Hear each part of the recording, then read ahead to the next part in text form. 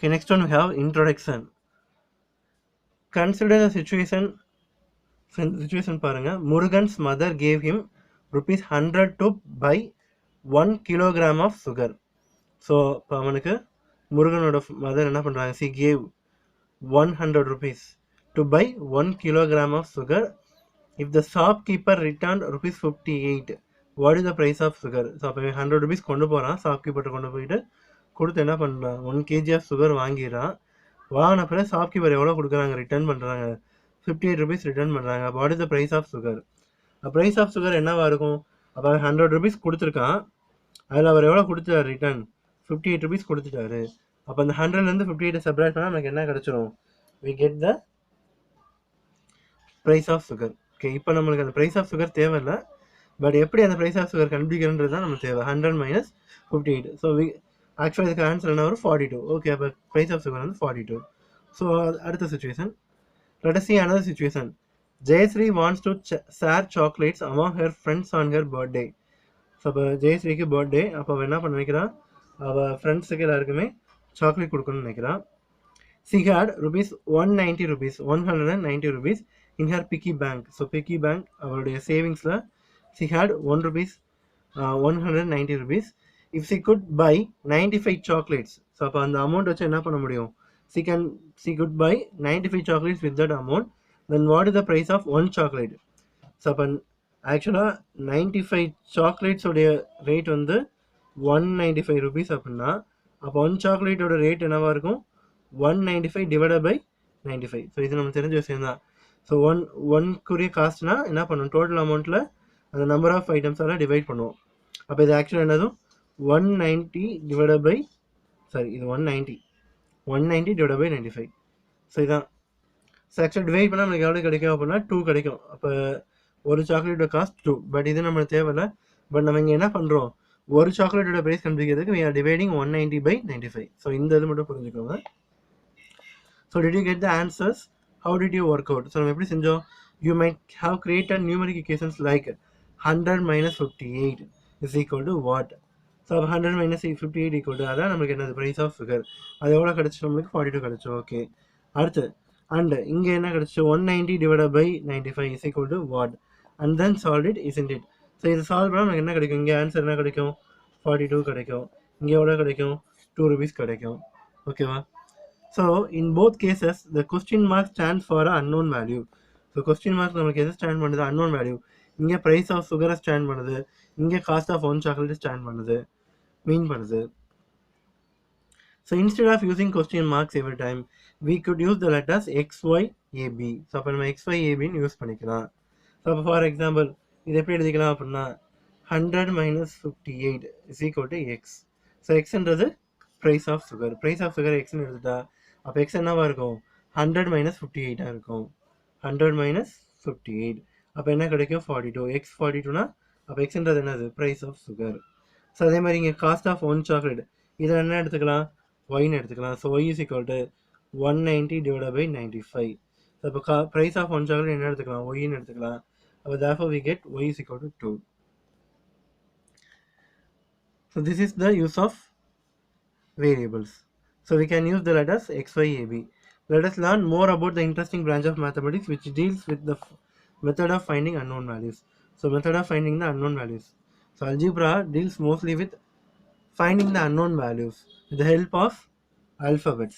So அந்த alphabetsக்கு name தான் என்ன சொல்கிறோம்? variables. Okay.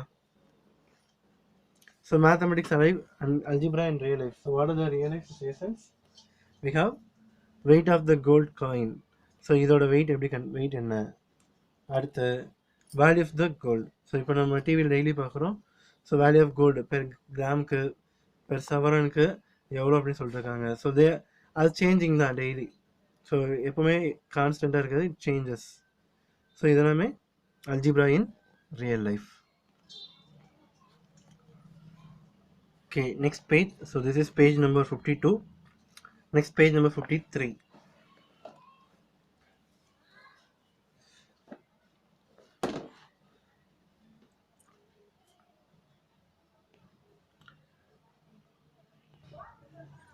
Okay, next we have terms and coefficients. So நமக்கு டேர்ம்ஸ்ன்றது ஆல்ரெடி தெரியும், கோஎஃபிஷியன்ட்ஸ்ன்றது new word.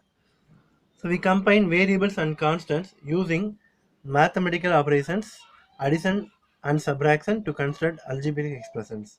So variables constants எல்லாத்தையுமே அடிஷன் சப்ராக்ஷன் மூலமாக என்ன பண்ணுறோம், அதோட சேர்த்து எழுதும்போது we get algebraic expression. So for example, so அப்போ algebraic expressionன்றது என்ன அப்படின்னா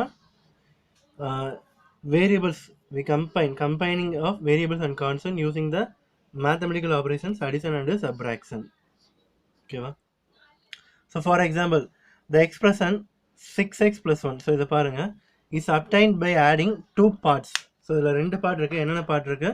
we having 6x plus 1 அப்படின்றப்ப we have 6x and 1. So 6x என்றது என்னது? 6 times of x. 6 times of x and 1. So 1 என்றது ஒரு constant. Here 6x and 1 are known as terms. So அப்போ இதெல்லாமே இந்த இண்டிவிஜுவலாக இருக்கிற பார்ட்ஸை நம்ம என்னன்னு சொல்கிறோம்? டேர்ம்ஸ்ன்னு சொல்கிறோம். ஓகேவா? So the term 6x is a variable. So 6x is a variable. ஏன்னா இந்த எக்ஸ்ன்றது நம்மளுக்கு வேரியபிள், இதோட வேல்யூ மாற மாற 6x வேல்யூ சேஞ்ச் ஆகிட்டு இருக்கும். And term 1 is a constant. So 1 மட்டும் constant. Since it is not multiplied by a variable. So 1 வந்து individual நம்பராக தான் இருக்குது. சரியா? அப்போ 6xன்றது it has a variable. So ஒரு alphabet இருக்குது, alphabet இருந்தாலே இது variable. Also we say that 6, x are the factors of the term 6x. ஏன்னா 6ஐயும் xஐயும் மல்டிப்ளை பண்ணாதான் என்ன கிடைக்கும்? நம்ம 6x கிடைக்கும். அப்போ 6x ரெண்டுமே என்னது? 6xக்கு factors. Similarly in the expression 3ab plus 5c. இப்போ 3ab plus 5c பாருங்க, இதில் எத்தனை டேர்ம்ஸ் இருக்குது நம்மளுக்கு? we are having two terms. என்ன? 3abன்றது ஒரு டேர்ம் அண்ட் 5cன்றது another term. ஸோ இந்த ப்ளஸ் என்ன பண்ணுது? இது ரெண்டு தான் சேர்த்துருது. அப்போ ரெண்டு பார்ட் இருக்குது. ப்ளஸுக்கு முன்னாடி இருக்கிறது ஒரு பார்ட், அடுத்து இருக்கிறது ஒரு பார்ட். அப்போ 3ab and 5c. the factors of the term 3ab. அப்போ 3abல எத்தனை டேர்ம்ஸ் இருக்குது? 3 into a into b. அப்போ 3ab. இது மூணுமே அதோடைய factors. The same way the factors of 5c are 5 and c. அப்போ இதில் ரெண்டுமே என்னதான்? வேரியபிள் தான், அதில் கான்ஸ்டன்ட்டே கிடையாது இங்கே. ஏன்னா 3ab இதுலேயும் ஆல்ஃபபெட் இருக்குது, 5c இதுலேயும் ஆல்ஃபபெட் இருக்குது. அப்போ ரெண்டுமே என்ன? Variable. they are not constant. ஓகேவா? Okay. So now let us further try to understand the terms of algebraic expression. Okay. So பாருங்க, what is the perimeter of the given figure? So இப்போ இந்த ஒரு diagram கொடுத்துருக்காங்க. It is a shape. So இந்த ஷேப்பில் நம்மளுக்கு எல்லா சைட்ஸோடைய லென்த்தும் தெரியும். பெரிமீட்டர் கண்டுபிடிக்கிறதுக்கு ஜஸ்ட் என்ன பண்ணால் போதும்? எல்லா சைட்ஸோட லென்த்தையும் ஆட் பண்ணால் போதும். Perimeter p is equal to x start பண்ணுறோம். x plus 5 plus 6 plus y plus 5 plus 4 plus z plus w units. அப்போ x plus 5 plus 6 plus y plus 5 plus 4 plus இங்கேருந்து ஸ்டார்ட் பண்ணி இப்படியே கொண்டு போய் என்ன பண்ணுறோம்? இங்கே கொண்டு வந்து முடிச்சிடும். ஸோ இதில் வேரியபிள்ஸ் என்ன இருக்குது? X, Y, Z, W. இதோட வேல்யூஸ் நமக்கு தெரியாது. அப்போ தனியாக வச்சுக்கிறோம். X plus Y plus Z plus W plus. So remaining கான்ஸ்டன்ட்ஸை மட்டும் எல்லாத்தையும் சேர்க்குறோம். கான்ஸ்டன்ட் என்னென்ன இருக்குது? 5 இருக்குது, 6 இருக்குது, 5 இருக்குது, 4 இருக்குது. So 5 plus 6 plus 5 plus 4. அப்போ X plus Y plus Z plus W plus 5 plus 5 10, 6 plus 4 10. அப்போ 10 ப்ளஸ் 10 20 ஆயிடும். So 5 plus 5 10, 6 plus 4 10, 20 plus 10 plus 10 20 ஆயிடும். ஸோ இதான் நம்ம பார்த்தோம். என்ன ரூல்? இது அசோசியேட்டிவ் ரூல். நீ எந்த நம்பரை எந்த நம்பரோடையும் ஆட் பண்ணிக்கலாம். ஃபஸ்ட்டு 5 + 6 தான் ஆட் பண்ணல, 5 + 5 ஆட் பண்ணிக்கலாம். 5 + 6 11, 11 + 5 16, 16 + 4 20 அப்படியே ஆட் பண்ணிக்கலாம்.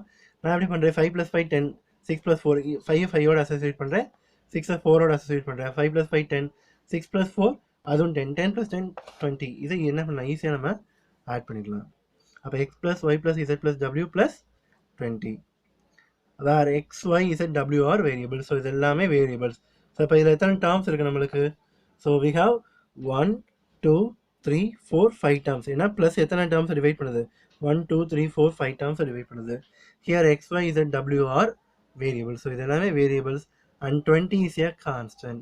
ஸோ 20 என்னது? constant. Note that in the above expression 5 terms are combined by using addition. ஓகேவா?